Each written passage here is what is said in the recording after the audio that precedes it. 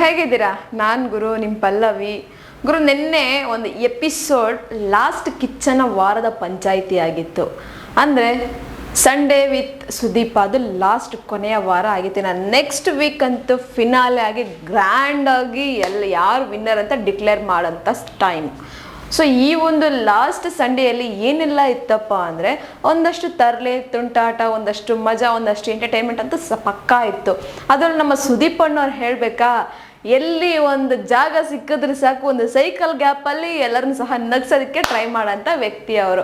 So ನನಗಂತೂ ತುಂಬ ಇಷ್ಟ ಆಯಿತು. ಯಾಕಂದರೆ ಒಂದು ನಾಮಿನೇಷನ್ ಅಂದರೆ ಯಾರು ಬಿಗ್ ಬಾಸ್ ಮನೆಯಿಂದ ಹೋಗ್ಬೋದು ಅನ್ನೋ ಒಂದು ಬಿಸಿನಲ್ಲಿ ಇದ್ದರೂ ಸಹ ಆ ಒಂದು ಬಿಸಿನ ಸ್ವಲ್ಪ ಕೂಲ್ ಮಾಡಿ ಒಂದಷ್ಟು ಎಂಟರ್ಟೈನ್ ಮಾಡಿದ್ರು ನಮ್ಮ ಸುದೀಪ್ ಅಣ್ಣವರು. ಸೊ ಅದಕ್ಕೆ ಸಖತ್ ಇಷ್ಟ ಆಯಿತು ನನಗೆ, ಅದು ಕ್ಯೂಟಾಗಿ ಕಾಣಿಸ್ತಾ ಇತ್ತು. ಆ್ಯಂಡ್ ನಿನ್ನೆ ಒಂದು ಎಪಿಸೋಡಲ್ಲಿ ಒಂದು ಬಿಗ್ ಬಾಸ್ ಮನೆಯಲ್ಲಿ ಒಂದಷ್ಟು ಕಾಂಟ್ರವರ್ಸಿಗಳು ಮತ್ತೆ ಆಗುತ್ತೆ.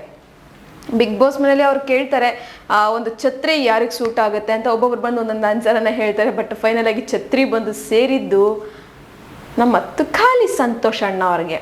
ಸೊ ಅವರು ಒಂದು ಅಲ್ಲಿಂದ ಇಲ್ಲಿ ಇಲ್ಲಿಂದ ಅಲ್ಲಿ ಚಾಡಿ ಹೇಳುವಂಥ ಕೆಲಸ ಮಾಡ್ತಾರೆ ಅನ್ನೋದಕ್ಕೋಸ್ಕರ ಛತ್ರಿ ಕೊಟ್ಟಿದ್ದಾರೆ. ಆ್ಯಂಡ್ ಇನ್ನೊಂದು ಗರಗಸವನ್ನು ಕೊಟ್ಟಿದ್ದಾರೆ, ಯಾರು ಮಾತಾಡ್ತಾ ಇದ್ರೆ ಇರಿಟೇಟ್ ಆಗುತ್ತೆ ಅನ್ನೋ ಥರ ಒಂದು. ಸೊ ಅದು ಸಹ ನಮ್ಮ ತುಕಾಲಿ ಸಂತೋಷ್ ಅಣ್ಣ ಅವ್ರಿಗೆ ಸೇರಿದೆ. ಯಾಕಂದರೆ ಅವ್ರು ಮಾತಾಡಿದ್ರೆ ಎಷ್ಟೋ ಜನಕ್ಕೆ ಇರಿಟೇಟ್ ಆಗುತ್ತೆ ಅಂದರೆ, ಸೊ ಅದಕ್ಕೆ ಅದನ್ನು ಕೊಟ್ಟಿದ್ದಾರೆ. ಆ್ಯಂಡ್ ಗಮ್ ಬಂದುಬಿಟ್ಟು ನಮ್ಮ ವರ್ತೂರ್ ಸಂತೋಷ್ ಅಣ್ಣವ್ರಿಗೆ ಸಿಕ್ಕಿದೆ. ಇದು ಒಂದು ಏನಕ್ಕೆ ಅಂದರೆ, ತುಕಾಲಿ ಸಂತೋಷ್ ಅವ್ರನ್ನ ಬಿಟ್ಟು ವರ್ತೂರ್ ಅವ್ರ ಸಂತೋಷ್ ಅವ್ರು ಇರಲ್ಲ, ವರ್ತೂರ್ ಸಂತೋಷ್ ಅವ್ರನ್ನ ಬಿಟ್ಟು ತುಕಾಲಿ ಸಂತೋಷ್ ಅವ್ರು ಇರಲ್ಲ. ಒಂದು ರೀತಿ ಅಂಟ್ಕೊಂಡಿರೋ ಬಿಗ್ ಬಾಸ್ ಮನೇಲಿ ಎಷ್ಟೋ ಕಂಟೆಸ್ಟೆಂಟ್ಸ್ ಅವ್ರನ್ನ ದೂರ ಮಾಡೋದಕ್ಕೆ ನೋಡಿದ್ರು. ಬಟ್ ಆದಷ್ಟು ಅವ್ರು ಎಷ್ಟು ದೂರ ಮಾಡೋದಕ್ಕೆ ನೋಡ್ತಾ ಇದ್ದಾರ ಅಷ್ಟು ಅವರ ಹತ್ರ ಆಗ್ತಾ ಇದ್ದಾರೆ. ಸೊ ಅವರೇ ಹೇಳ್ಕೊಬಿಟ್ರು, ನಾವು ಒಬ್ಬರನ್ನೊಬ್ರು ಬಿಟ್ಟಿರೋದಿಲ್ಲ, ನಾವು ಅದಕ್ಕೆ ನಾವು ಈ ಗಮ್ ನಮಗೆ ಸೂಟ್ ಆಗುತ್ತೆ ಅನ್ನೋ ಥರ ಹೇಳ್ಕೊಂಬಿಟ್ರು.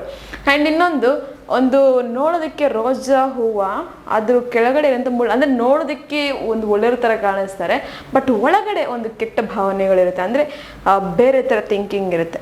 ಅಂದರೆ ಬ್ಯಾಡ್ ಥಿಂಕಿಂಗ್ ಅಲ್ಲ, ಒಂದು ಮೃದು ಸ್ವಭಾವದಲ್ಲಿ ಇದ್ಕೊಂಡು ಒಳಗೊಳಗಡೆ ಆಟ ಆಡ್ತಾರೆ ಅನ್ನೋ ಥರ. ಸೊ ಈ ಒಂದು ಹೂವು ಬಂದ್ಬಿಟ್ಟು ಪ್ರತಾಪ್ ಅವ್ರಿಗೆ ಸಿಗುತ್ತೆ. ಸೊ ಕಂಟೆಸ್ಟೆಂಟ್ಸ್ ಎಲ್ಲ ಸೇರಿ ಅವ್ರಿಗೆ ಕೊಡ್ತಾರೆ. ಆ್ಯಂಡ್ ಇನ್ನೊಂದು ಏನಪ್ಪ ಅಂದರೆ, ಕೀಲಿ ಗೊಂಬೆ ಇಲ್ಲಿ ಬಿಗ್ ಬಾಸ್ ಮನೇಲಿ ಯಾರನ್ನ ಇಟ್ಕೊಂಡು ಆಟ ಆಡಿಸ್ತಾ ಇದ್ದಾರೆ ಅಂತ ಹೇಳಿದಾಗ, ಸೊ ಕಾರ್ತಿಕ್ ಅವರನ್ನ ಇಟ್ಕೊಂಡು ಕಾರ್ತಿಕ್ ಅವ್ರ ಜೊತೆನೇ ಇದ್ಕೊಂಡು ಕೀಲಿ ಗೊಂಬೆ ಥರ ಆಡಿಸಿದ್ದು ಸಂಗೀತ.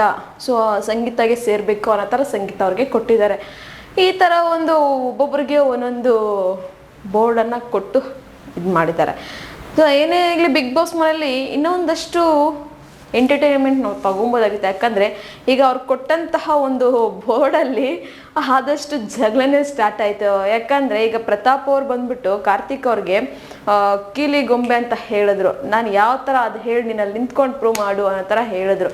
ಸೊ ಅದಕ್ಕೆ ಕಾರ್ತಿಕ್ ಅವರು ಪ್ರತಾಪ್ ಅವ್ರ ಹತ್ರ ಅಲ್ಲಿ ನಿಂತ್ಕೊಂಡು ಮಾತಾಡೋ ಟೈಮಲ್ಲಿ ಸಂಗೀತ ಅವರು ಇಲ್ಲ ಆ ಥರ ಏನು ಕೇಳ್ತಿದ್ದಾರೆ ಅನ್ನೋ ಥರ ಕೇಳಿದ್ರು. ಸೊ ಅದಕ್ಕೆ ಕಾರ್ತಿಕ್ ಅವ್ರು ಒಂದು ಮಾತು ಹೇಳಿದ್ರು, ನೀನೇನು ಚೇಲನಾ ಅನ್ನೋ ಥರ ಒಂದು ಕ್ವೆಶನ್ ಕೇಳ್ತಾರೆ ಸಂಗೀತ ಅವ್ರಿಗೆ.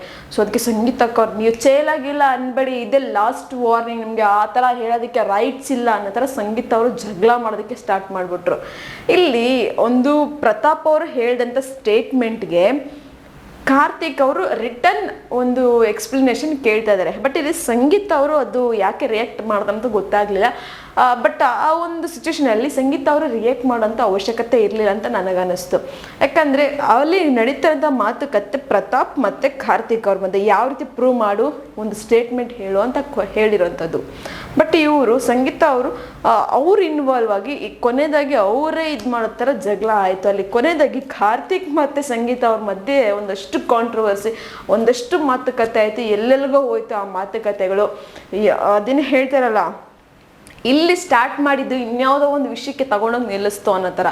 ನಾನು ನಿಮ್ಮನ್ನು ದೂರ ಮಾಡ್ತಿರೋದು, ನಾನು ನಿಮ್ಮನ್ನು ಅವಾಯ್ಡ್ ಮಾಡ್ತಿರೋದು, ನೀವು ಬಂದು ಗಮ್ ಥರ ಅಂಟ್ಕೊತಿರೋದು ಅನ್ನೋ ಥರ ಒಂದು ಮಾತುಕತೆಗಳಾಯಿತು. ಅಲ್ಲಿಗೆ ಇನ್ನೊಂದು ನಾನು ಹೇಳಿದ್ರೆ ಹಿಸ್ಟ್ರಿ ಎಷ್ಟಿರುತ್ತೆ ಗೊತ್ತಾ ಅಂತ ಒಂದು ಕಡೆಯಿಂದ ಮಾತು, ಇನ್ನೊಂದು ಕಡೆಯಿಂದ ರಿವರ್ಸ್ ಮಾತು. ಸೊ ಈ ಥರ ಒಂದು ಜೋರ್ ಕಾಂಟ್ರವರ್ಸಿ ನಡೀತಾ ಇದೆ ಒಟ್ಟಿನಲ್ಲಿ ಬಿಗ್ ಬಾಸಲ್ಲಿ. ಆ್ಯಂಡ್ ಇನ್ನೊಂದು ಏನಪ್ಪ ಅಂದರೆ, ಬಿಗ್ ಬಾಸ್ ಮನೆಯಲ್ಲಿ ಪ್ರತಾಪ್ ಅವ್ರ ಮಧ್ಯೆ ಸಹ ಮತ್ತೆ ಒಂದಷ್ಟು ಕಾಂಟ್ರವರ್ಸಿ ಆಯಿತು.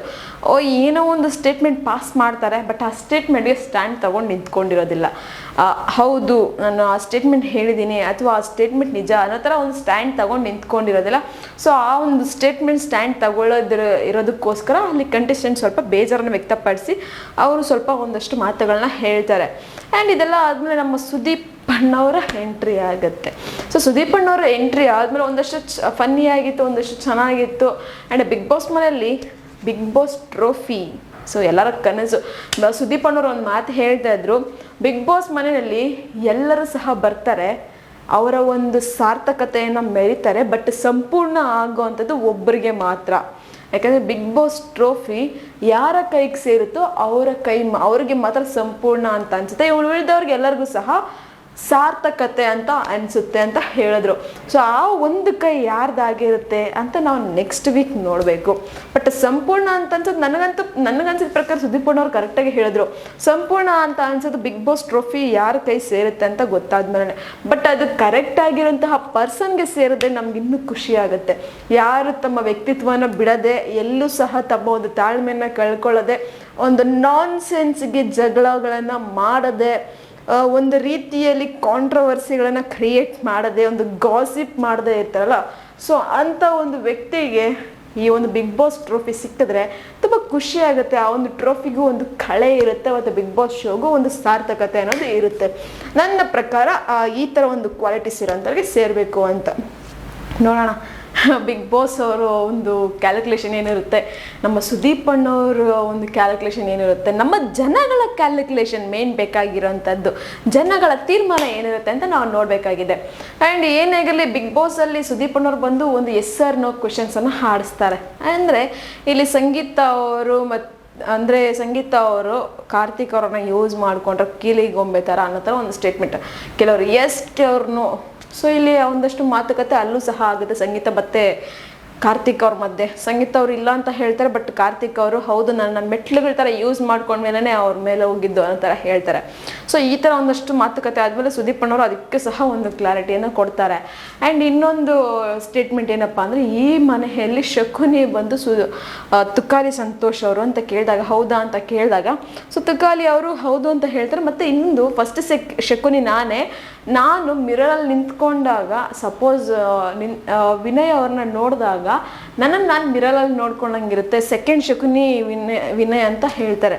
ಸೊ ಅದಕ್ಕೆ ಎಲ್ಲ ಒಂದು ಬ್ರೇಕ್ ಟೈಮಲ್ಲಿ ಫುಲ್ ಅದಕ್ಕೂ ಗರಂ ಆಗಿಬಿಡ್ತಾರೆ ವಿನಯ್ ಅಣ್ಣ ಮತ್ತು ತುಕಾಲಿ ಅಣ್ಣವ್ರ ಮಧ್ಯೆ ಅದಕ್ಕೂ ಒಂದಷ್ಟು ಮಾತುಕತೆಗಳಾಗುತ್ತೆ.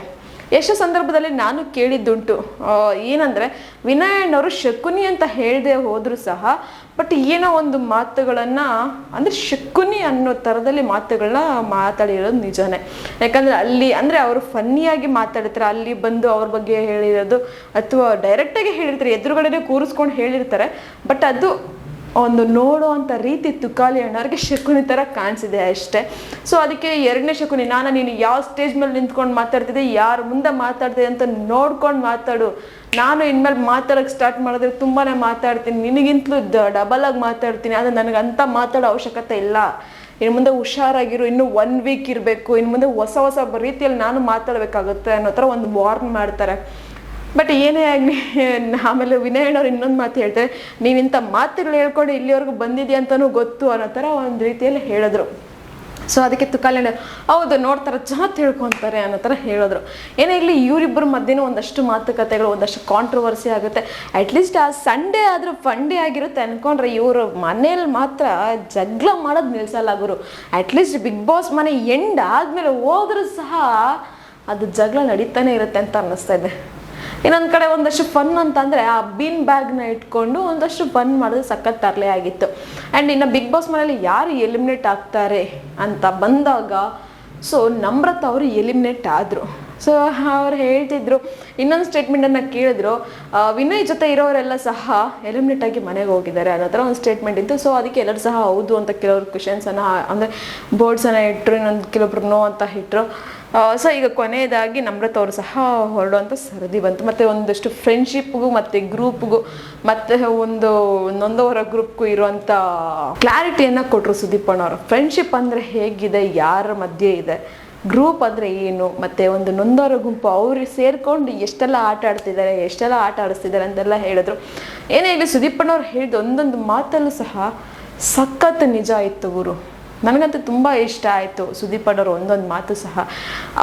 ನಿನ್ನೆ ಅಂತಲೇ ಅಲ್ಲ, ಅವ್ರು ಬಂದಂಥ ಎಪಿಸೋಡ್ ಪೂರ್ತಿ ಸಕ್ಕತ್ತಾಗಿರುತ್ತೆ. ಯಾಕಂದರೆ ಅವರ ಒಂದು ಮಾತುಗಳು ಅಷ್ಟು ವೆಯ್ಟ್ ಆಗಿರುತ್ತೆ, ಅಷ್ಟು ಚೆನ್ನಾಗಿ ತಿಳುವಳಿಕೆಯನ್ನು ನೀಡ್ತಾರೆ. ಆ್ಯಂಡ್ ಇನ್ನೊಂದು ಪಾರ್ಟ್ ಏನಪ್ಪ ಅಂದರೆ, ನಮ್ರತ್ ಅವರು ಎಲಿಮಿನೇಟ್ ಆಗಿ ಈಗ ಬಿಗ್ ಬಾಸ್ ಮನೆಯಿಂದ ಹೊರಡೋಂಥ ಟೈಮಲ್ಲಿ ಸೊ ಅವರು ಒಂದಷ್ಟು ಅಂದರೆ ಒಂದಷ್ಟು ಅಳ್ತಾರೆ. ಯಾಕಂದರೆ ವಿನಯ್ ಅವ್ರನ್ನ ತಂಗಿ ಅಂತ ಅಂದ್ಕೊಂಡಿರ್ತಾರೆ, ನಮ್ರತ ಅವರು ವಿನಯ್ ಅವ್ರನ್ನ ಅಣ್ಣ ಅಂತ ಅಂದ್ಕೊಂಡಿರ್ತಾರೆ. ಸೊ ಈ ಥರ ಏಕಾಏಕಿ ಈ ಒಂದು ಸ್ಟೇಜಿಗೆ ಬಂದು ಎಲಿಮಿನೇಟ್ ಆಗ್ಬೋದು ಅಂದರೆ ತುಂಬ ಕಷ್ಟ ಅಂತ ಅನಿಸುತ್ತೆ. ಒಂದು ಮನಸ್ಸಿಗೂ ಸಹ ತುಂಬ ಫೀಲ್ ಆಗುತ್ತೆ. ಆ್ಯಂಡ್ ಸುದೀಪಣ್ಣವ್ರು ಇನ್ನೊಂದು ಮಾತು ಹೇಳಿದ್ರು, ಈಗ ನಾನು ಟಾಪ್ 6 ಇರಿಸಿರೋಂತಹ ವ್ಯಕ್ತಿಗಳಲ್ಲಿ ಮತ್ತೆ ಒಬ್ಬರು ಮಧ್ಯದಲ್ಲಿ ಎಲಿಮಿನೇಟ್ ಆಗೋ ಚಾನ್ಸಸ್ ಇದೆ, ಅದು ಯಾರು ಬೇಕಾದರೂ ಆಗಿರ್ಬೋದು ಅನ್ನೋ ಥರ ಒಂದು ಕ್ವೆಶ್ಚನ್ ಮಾರ್ಕನ್ನ ಅಲ್ಲಿ ಇಟ್ಬಿಟ್ರು. ಸೊ ಫೈನಲ್ ಆಗಿ ನಮ್ರತ್ ಅವ್ರು ಎಲಿಮಿನೇಟ್ ಆಗ್ತಾರೆ. ಸೊ ಅವರ ಒಂದು ಜರ್ನಿ ಯಾವ ಥರ ಇದೆ ಅಂತ ನಾಳೆ ಎಪಿಸೋಡಲ್ಲಿ ಖಂಡಿತವಾಗ್ಲೂ ತೋರಿಸ್ತಾರೆ, ಬಟ್ ನಿನ್ನೆ ಎಪಿಸೋಡಲ್ಲಿ ನಮಗೆ ತೋರಿಸಿಲ್ಲ. ಆ್ಯಂಡ್ ಲಾಸ್ಟ್ ಮಿಡ್ ವೀಕಲ್ಲಿ ಎಲಿಮಿನೇಟ್ ಆದಂತಹ ತನಿಷಾ ಕುಪ್ಪಂಡ್ ಅವರ ಜರ್ನಿಯನ್ನು ನಮಗೆ ತೋರಿಸಿದ್ರು. ಅದಾದಮೇಲೆ ಒಂದು ಪಾಪ ತನಿಷಾ ಅವರಂತೂ ಹೋಗುವಾಗ ಎಷ್ಟೆಲ್ಲ ಒಂದು ಮಾತು ಹೇಳ್ಬಿಟ್ಟೋದ್ರು, ನಿಮಗೆಲ್ಲ ಎಲ್ಲರಿಗೂ ಈಗ ಖುಷಿ ಅಂತ ಅನ್ಸುತ್ತೆ, ಯಾಕಂದ್ರೆ ನಾನು ಹೆಲ್ಮೆಟ್ ಆಗಿ ಹೋಗ್ತಾ ಇದ್ದೀನಿ, ನಿಮ್ಗೆ ಇನ್ಮೇಲೆ ನಾನು ವಾಯ್ಸ್ ಇರಿಟೇಟ್ ಮಾಡಿದ್ರೆ ನಾನು ವಾಯ್ಸ್ ನಿಮಗೆ ಕೇಳಿಸೋದಿಲ್ಲ, ಇನ್ಮೇಲೆ ನೀವು ಹ್ಯಾಪಿಯಾಗಿರ್ಬೋದು ಅನ್ನೋ ಥರ ಒಂದಷ್ಟು ಮಾತುಗಳನ್ನ ಹೇಳ್ತಾರೆ. ಸೊ ಸುದೀಪ್ ಅವರು ಅದಕ್ಕೋಸ್ಕರ ಬಂದ ತಕ್ಷಣ ಒಂದಷ್ಟು ಕಾಲು ಎಳಿತಾರೆ ತನಿಷಾ ಅವ್ರಿಗೆ.